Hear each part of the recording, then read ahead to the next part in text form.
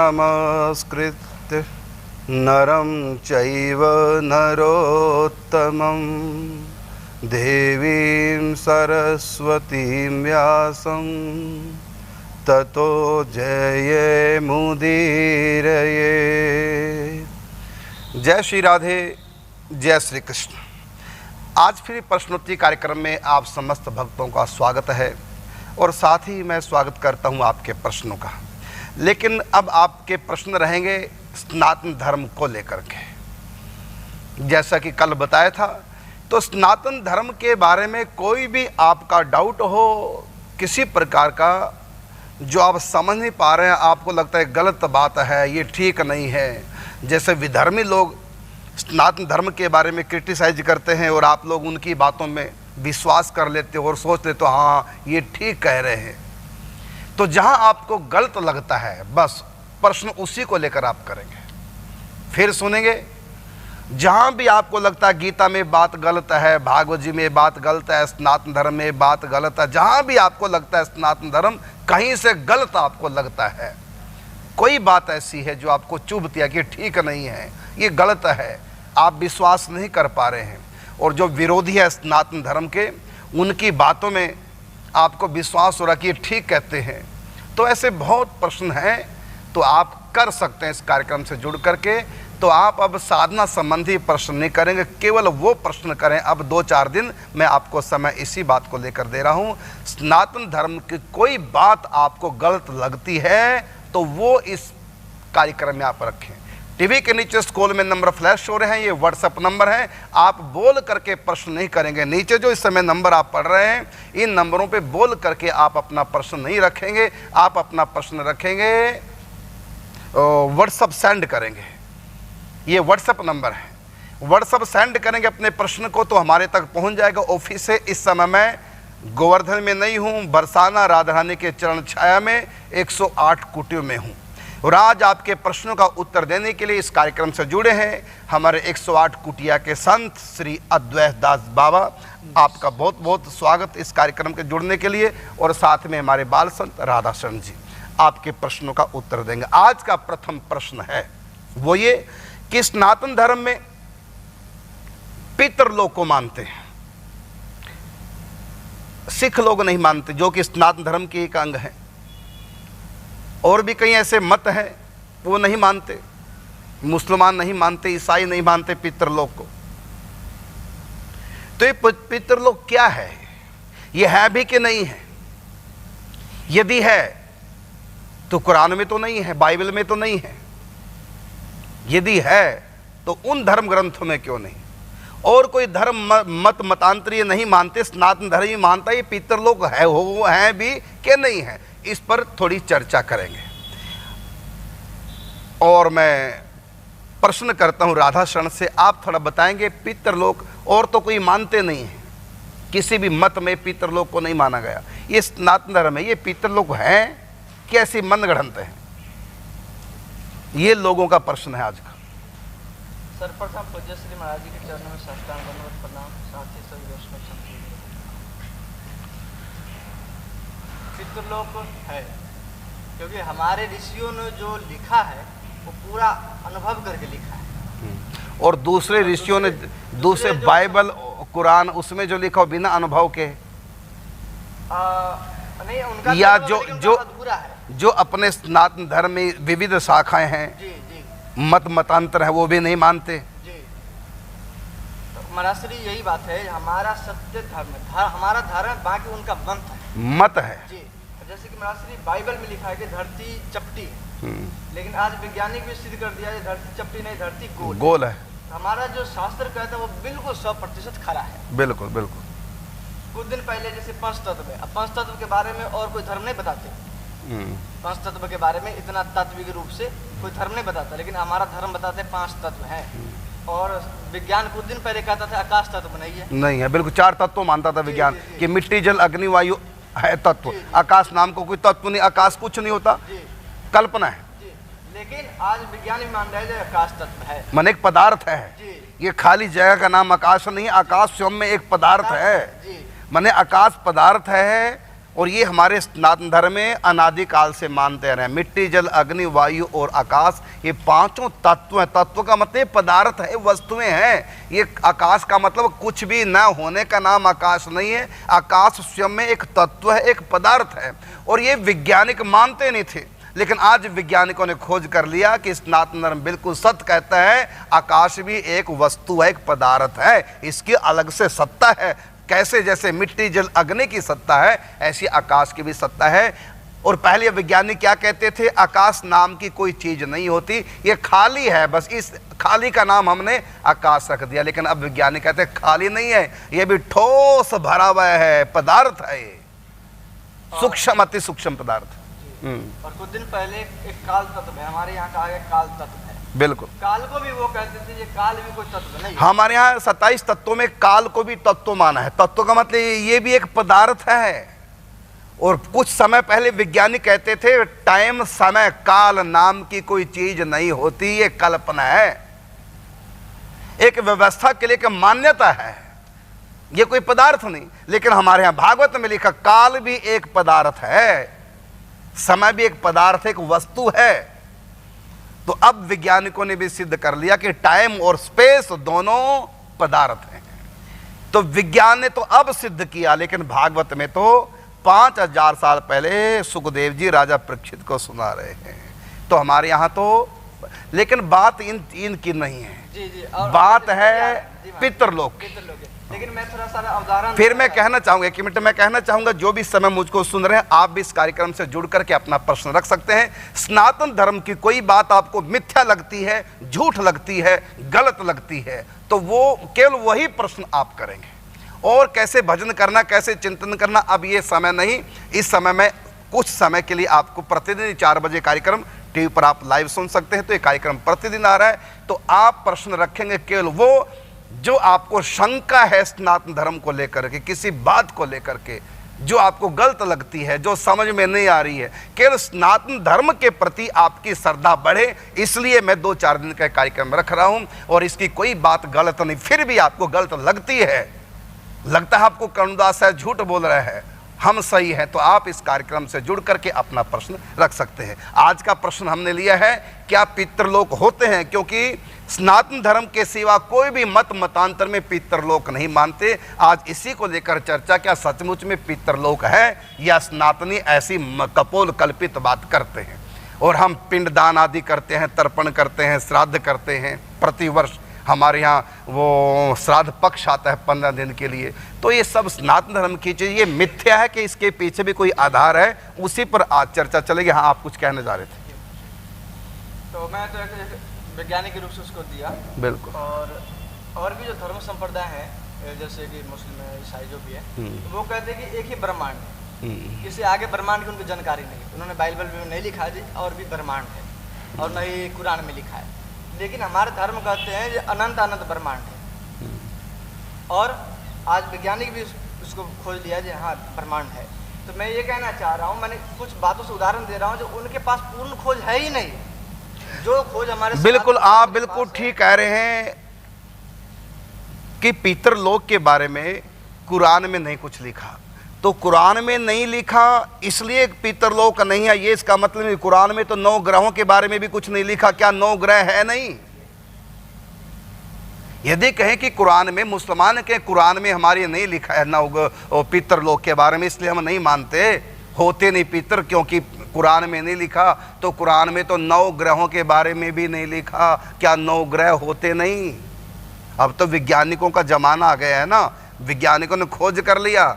और जब वैज्ञानिकों ने नहीं खोजा था, हमारा सनातन धर्म उस समय भी कहता था कि 9 ग्रह, हमारे यहाँ अनादिकाल से 9 ग्रहों की पूजा होती है। हमारे यहाँ ग्रहों की तो यहाँ तक जानकारी, कौन ग्रह किस रंग का दिखाई देता है। हमारे यहाँ बृहस्पति को पीले रंग से बनाया जाता है, सदा से ही।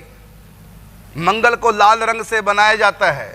चलो, चंद्रमा तो दिखाई दे रहा है, तो पीला रंग का पुखराज हम लोग पहनते हैं बृहस्पति के लिए, मंगल के लिए लाल रंग का मूंगा पहनते हैं। तो आज ये लाल रंग का मंगल से, पीले रंग का बृहस्पति से क्या संबंध है, जो सनातनियों में सदा से कहा जा रहा है? तो आज तो वैज्ञानिकों ने सिद्ध भी कर दिया कि बृहस्पति पीले रंग का दिखाई देता है और मंगल लाल रंग का दिखाई देता है। लेकिन बात यहाँ ग्रहों की ना करके हम कर रहे हैं पितृलोक की, तो कैसे इनको समझाओ, आपको जो जानकारी पितृलोक के बारे में। महाराज श्री जैसे कुछ बातें हैं वो तो श्रद्धा पे ही निर्भर है, उसको तो व्यक्ति श्रद्धा से ही कर सकता है। क्यों चंद्रमा को हम श्रद्धा करे ना करे तो श्रद्धा नहीं करे चंद्रमा होगा नहीं? जी चंद्रमा तो दिखता है, लेकिन पितृ लोग जो कोई पिंड है नहीं जी इसको दिखा सकते हैं इनको। जैसे स्वर्ग, अब कोई कह रहा है स्वर्ग को हम तर्क से समझा सकते हैं लेकिन दिखा तो नहीं सकते किसी को। उसी प्रकार लेकिन मैं ये कहना चाह रहा हूँ, यदि कहीं नहीं लिखा, किसी धर्म में नहीं लिखा, तो इसका मतलब ये नहीं कि वो नहीं है। जैसे अनेक अनेक धर्म नवग्रह के बारे में जैसे आपने बताया नहीं लिखा तो इसका मतलब थोड़ी नहीं है। और अब तो वैज्ञानिक भी मानता है जो है। बिल्कुल। जैसे कि ब्रह्मांड, अनेक अनेक ब्रह्मांड है, हमारे शास्त्र शुरू से कह रहे हैं अनेक सूर्य हैं, अनेक पृथ्वी हैं, हमारे ग्रंथों में लिखा हुआ है। लेकिन और धर्म कहते नहीं एक ही है, और धर्म ये कहते पुनर्जन्म भी नहीं होता। लेकिन आजकल जो है कितने पुनर्जन्म यूट्यूब आदि में मिलता है, जो पुनर्जन्म की घटना मिलती है प्रत्यक्ष में भी, हमने भी देखे पिछले जन्म की, जिनको याद है। बिल्कुल। तो और धर्म नहीं बताते, इसका मतलब ये नहीं कि ये चीज है नहीं, तो पितृ लोग है, और फिर आप इसको मानेंगे फिर हम उसकी व्याख्या कर सकते हैं, क्योंकि हम दिखा तो सकते नहीं। ठीक है, हमारे सनातन धर्म में पितृलोक है और उसकी क्रियाएं भी हम करते हैं, और साल में एक बार पितृपक्ष आता है, उसके लिए श्राद्ध तर्पण करते हैं। ये पितृलोक क्या है, इसका उत्तर सुनिए। पितृलोक है वेटिंग रूम, प्रतीक्षालय, जहां आत्माएं प्रतीक्षा करती हैं अपने जन्म की। उनको कुछ समय तक प्रतीक्षा करनी पड़ती है। कहा कि प्रतीक्षा क्यों करनी पड़ती है, जन्म क्यों नहीं दे रहे हैं भगवान उनको? जब जन्म होना है उनका तो जन्म की प्रतीक्षा वहां करते हैं, तो जन्म क्यों नहीं दे रहे? इसलिए नहीं दे रहे हैं कि जब भी मनुष्य इस धरती पे जन्म लेता है, उसका प्रारब्ध के अनुसार सुख और दुख जब मिलता है, उसको अकेले को नहीं मिलता, उसके माता पिता, परिवार, पत्नी, बच्चे सब उस सुख दुख में एक साथ ही होते हैं। जैसे मैं कार खरीदूंगा, उसका सुख मेरे परिवार को भी, मेरे कार खरीदने में पुण्य मेरे माता पिता के बच्चों के भी साथ दे रहे हैं। मैंने कोठी खरीदी है तो उस कोठी में मेरा ही भाग्य काम नहीं कर रहा है, मेरे बच्चों का, मेरे माता पिता का भी। मुझको नुकसान हो गया लाखों करोड़ों रुपए का, वो मेरा ही दुर्भाग्य नहीं है, मेरे माता पिता बच्चों का भी दुर्भाग्य साथ काम कर रहा है। तो जहां पर हम जन्म लेंगे तो देखा जाएगा कि मेरे भाग्य से किसका किसका भाग्य मैच कर रहा है। तो जब तक वो मैचिंग पूरी नहीं, जैसे मेरे भाग्य में सबसे पहले तो माता पिता ही होंगे, बिना माँ बाप के तो जन्म लेंगे, तो मेरा सुख दुख, माँ बाप का सुख दुख कुछ अंश में बराबर होता है। जिस कोठी में वो रहेंगे अमीरी गरीबी में, उसी अमीरी गरीबी में हम भी रहेंगे, पैदा होंगे। तो हमारा भाग्य किस माता पिता से मैचिंग कर रहा है। और इतना ही नहीं, हमारे बड़े भाई कितने होंगे, छोटे भाई कितने होंगे, बहनें कितनी होंगी कि नहीं होंगी, ये सारा हमारे भाग्य के अनुसार। फिर जिसके भाग्य में, जैसे मेरे भाग्य में तेरा कोई भाई बहन नहीं होगा, ये मेरे भाग्य में, तो मुझको ऐसे माता पिता के घर में जन्म लेना पड़ेगा जिसके भाग्य में केवल एक ही संतान होगी और कोई संतान नहीं होगी। तो मेरा भाग्य किसी से मैच करेगा तभी तो मैं जन्म लूंगा। तो ऐसी प्रकार एक बात नहीं, हजारों बातें हैं। जब तक पूरी मैचिंग जिस परिवार से नहीं हो जाती, ऐसा संयोग पृथ्वी पर नहीं बनता, तब तक आत्मा को अपने जन्म की इंतजार करनी पड़ती है। बस उसी का नाम है वेटिंग रूम, अर्थात प्रतीक्षालय है, अर्थात उसी को हम कहते हैं पितृलोक। जैसे आप स्टेशन पे जाते हैं, कहीं भी आप सफर करते हैं ट्रेन में, सबसे पहले स्टेशन जाते हैं, तो जाती तो ट्रेन नहीं मिलेगी, तो वहां पर कुर्सियां किस लिए रखी हैं? वहां भी प्रतीक्षालय है। वो किस लिए? क्योंकि ट्रेन अभी आएगी समय से, या लेट भी हो सकती है, तो तब तक हम प्रतीक्षा करें। तो प्रतीक्षा के लिए प्रतीक्षालय बने हैं, और यदि थोड़े समय की प्रतीक्षा है तो वहीं पर कुर्सियां भी बनी हुई हैं। ये क्यों बनी हैं? इसलिए कि अभी ट्रेन आने वाली है, आई नहीं, तब तक बैठिए, इंतजार कीजिए। इसी प्रकार हम जब भोजन पे बैठते तो भोजन पे बैठती थाली नहीं आ जाए, उसमें भी 1, 2, 4 मिनट लगेंगे, तब तक बैठिए जब तक थाली लगी है। हर काम में इंतजार होता है। अब भी आप यहाँ सब बैठे महापुरुष, ये थोड़ी मेरे आने के बाद बैठे, पहली बैठ गए तो आपने मेरी इंतजार की है। इसी प्रकार कई बार मैं आपकी इंतजार करता हूं, तो इंतजार होगा, क्योंकि सब कुछ सडनली नहीं हो सकता, तो कुछ बातें होती है, एक संयोग बनता है, तो इंतजार करनी पड़ती। जैसे हम ये बना रहे हैं भक्तमाल गाथा सीरियल बना रहे हैं, बहुत फ़ोन आ रहे हैं, महाराज इंतज़ार नहीं हो रही है। अरे दुनिया एक इंतज़ार है, बिना इंतज़ार के, बिना प्रतीक्षा के यहाँ कुछ भी नहीं होता। गर्भ में बच्चा आया तो 9 महीने की प्रतीक्षा करनी पड़ेगी, तब माता पिता बनेंगे। हर बात में प्रतीक्षा होती है, सृष्टि सारी प्रतीक्षा पे चलती है। समय पर होता है लेकिन प्रतीक्षा पहले। भिल्ली ने भी भगवान राम की प्रतीक्षा की 80 साल तक। तो हम भी जन्म लेने की प्रतीक्षा होती है हमारी भी। कई बार होता है कि बीमार इतना कि मर जाएं बस, लेकिन तब भी हमको मरने की भी प्रतीक्षा करनी पड़ेगी। दवाई ली तो प्रतीक्षा करनी पड़ेगी, घंटे बाद आराम आए कि 2 घंटे के बाद, क्योंकि सुख दुख का जो संयोग है एकदम नहीं होता। तो सुख के लिए भी प्रतीक्षा, दुख के लिए भी प्रतीक्षा, जन्म के लिए भी प्रतीक्षा, मृत्यु के लिए भी प्रतीक्षा, जवानी के लिए भी प्रतीक्षा करनी पड़ेगी, पैदा होने के लिए भी प्रतीक्षा करनी पड़ेगी। तो इस प्रकार से वेटिंग रूम है उन आत्माओं के लिए जो सूक्ष्म शरीर में है लेकिन अभी जन्म लेने का उनका संयोग बना नहीं। जब तक संयोग न बन जाए तब तक उनको प्रतीक्षा करनी पड़ती है, क्योंकि हम केवल जन्म लेने से काम नहीं चलेगा, बल्कि हमारे जो कर्म हैं, हमारे कर्मों का लेन देन किन लोगों के संग हैं, वो समूह, वो परिवार, वो लोग अभी धरती पर इकट्ठे नहीं हुए हैं, तो तब तक आत्मा को प्रतीक्षा करनी पड़ती है। नरक स्वर्ग हम एक ही दम चले जाएंगे नरक स्वर्ग में, क्योंकि वहां पर हम नरक अकेले भोगेंगे, हमारे माता पिता पत्नी बच्चे नहीं हैं। इसलिए हमारा जो दुर्भाग्य है, जो हमने पाप किए हैं, तो नरक अकेले भोगेंगे। इसलिए वहाँ प्रतीक्षा की आवश्यकता नहीं, वहाँ संयोग की आवश्यकता नहीं, वहाँ प्रत्येक कर्म का संयोग नरक में बना हुआ है, क्योंकि अकेला व्यक्ति नरक भोगेगा, परिवार माता पिता बच्चे साथ नहीं। लेकिन जहाँ पर पूरे लोगों को साथ में सुख दुख भोगना, ये तभी संभव है जब सबके कर्म प्रारब्ध एक समान हो। तो एक समान जब तक हमारे प्रारब्ध का संयोग जब तक दूसरे के प्रारब्ध से नहीं बनता, तब तक हम प्रतीक्षा जन्म की करते हैं। उसी का नाम है पितृलोक। आपकी बात समझ के वेटिंग रूम है। अब प्रश्न उठता है कि हम साल में श्राद्ध करते हैं, वो साल भर प्रतीक्षा करते हैं भोजन की, तो साल भर क्या भूखे रहते? तो मैं कहना चाहूँगा हमारे यहाँ नियम है, हर अमावस को पितरों के लिए कुछ करना है। हर अमावस को पितरों के लिए कुछ करना है। यहाँ जब महीना बीतता है तो वहाँ एक दिन बीतता है। हम प्रति अमावस को पितरों के लिए कुछ करते हैं, उनको वहाँ पर हर रोज मिल जाता है, क्योंकि यहाँ का एक महीना वहाँ का एक दिन बराबर है। और साल के बाद जब पितृ पक्ष आता है तो उनके लिए विशेष दिन होता है वो। तो इस प्रकार से यहाँ पर जो हम करते हैं वो उनको वहाँ मिल जाता है। अब एक प्रश्न और आ गया, और कई लोग मजाक भी करते हैं सनातन धर्म का, वो है कि यहाँ जल दे रहे हैं पितरों के लिए, वहाँ कैसे पहुँच जाएगा? एक ने कहा कि यहाँ जल दे रहे हैं पितरों को, वहाँ कैसे पहुँच जाएगा? क्यों जी, मैं आपसे पूछता हूँ कि आपने लेटर बक्स में लेटर डाला, अपने ही बस्ती में, अपने ही शहर के अंदर, अपने ही पड़ोस में लेटर बक्स में आपने पत्र डाला है, और कहाँ के लिए पत्र डाला है?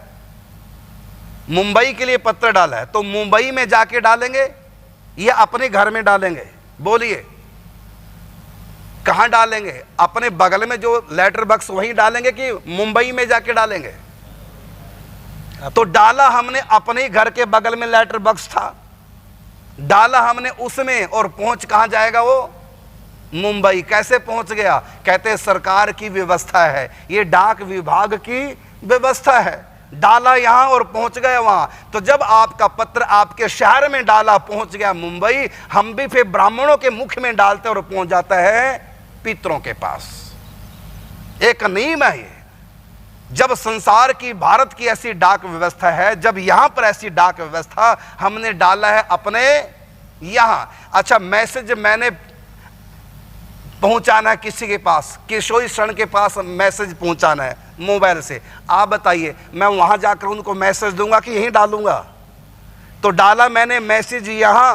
अब ये विज्ञान का जमाना है, आपकी थोथी बातें अब नहीं चलने वाली है। हमने डाला मैसेज यहां और पहुंच गया गोवर्धन में किशोरी शरण के पास। ये किसकी व्यवस्था है? ये सरकार की व्यवस्था है। ये भी एक डाक विभाग है, सूक्ष्म तरंगे। तो पहुंचाया यहां और पहुंच गया वहां। इसी प्रकार हम भी जल देते हैं यहां और पहुंच जाता है वहां।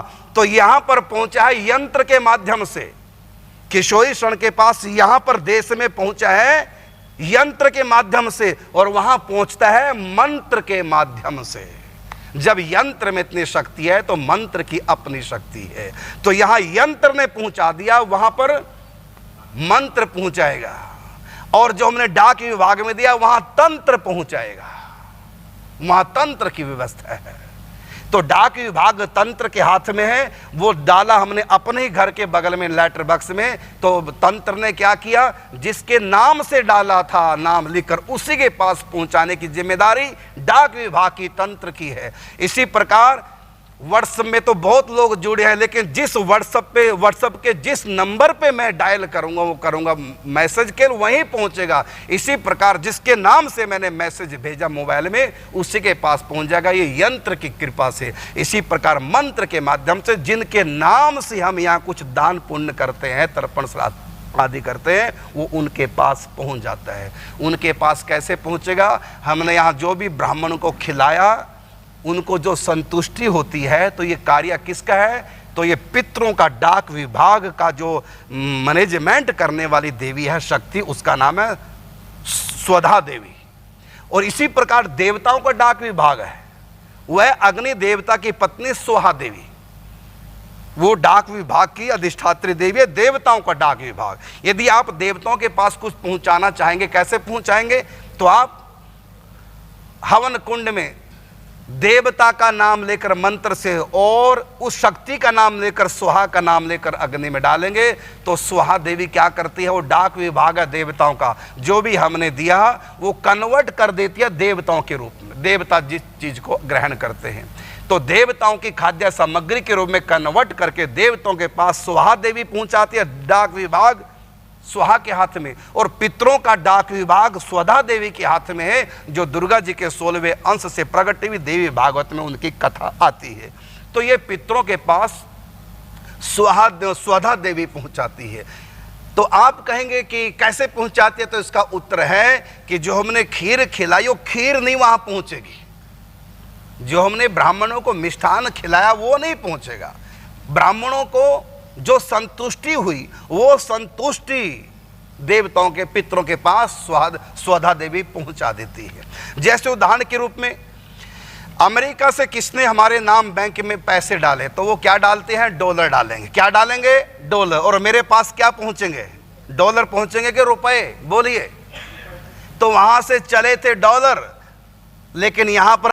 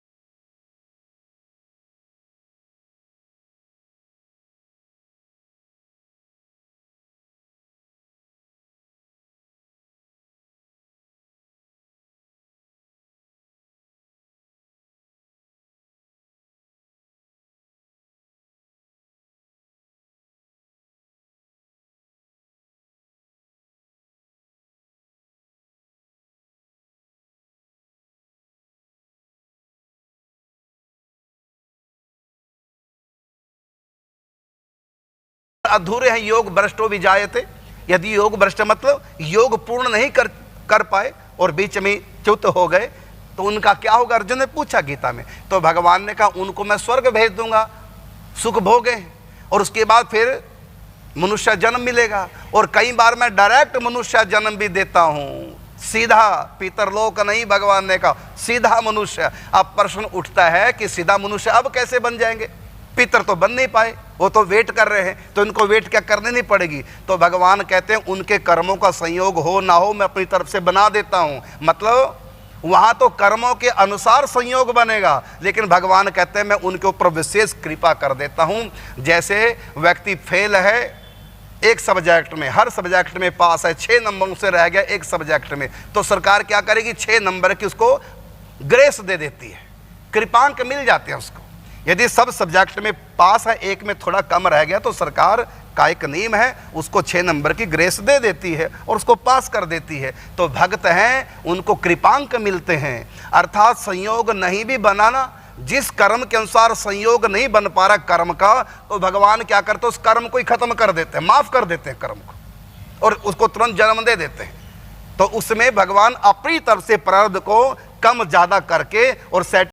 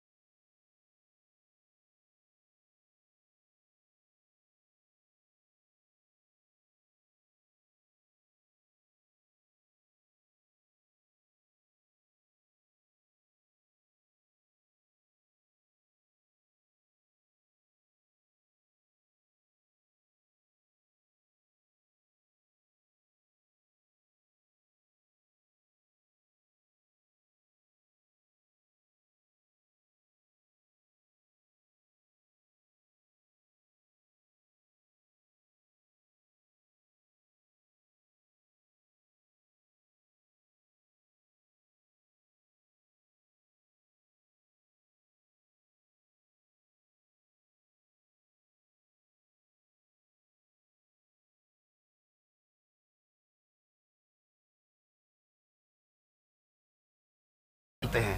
फिर हिंदुओं को तो यहाँ उनके परिवार वाले जिस परिवार को छोड़ा वहाँ से तर्पण श्राद्ध आदि करते हैं, उनको मिल जाता है तो उनकी तृप्ति हो जाती है। तो और मतों के जो लोग हैं वो तो फिर वहाँ भूखे प्यासे रहते होंगे। ऐसा है महाराज जी, भूखे प्यासे तो रहते नहीं है, लेकिन जो है वो वहाँ की तरफ से उसको कुछ मिलता है। वहाँ के राजा अर्यमा नाम के पितरेश्वर हैं, तो जीने के लिए जितना चाहिए उतना तो उनको दे देता है, जिससे कि जेल में व्यक्ति दंड भोगने के लिए जाता है, सुख भोगने के लिए नहीं। फिर भी रोटी कपड़ा मकान उसको सरकार देती है, उस महापापी को भी। इसी प्रकार पितृलोक में जो नियम है वहाँ का पितृेश की तरफ से कुछ दिया जाता है, लेकिन उससे उनको संतुष्टि नहीं होती है, बस जीने के लिए जितना जरूरी है उतना, लेकिन ऐसे नहीं जैसे कि वहाँ। अब प्रश्न उठता है कि उनका क्या दोष है।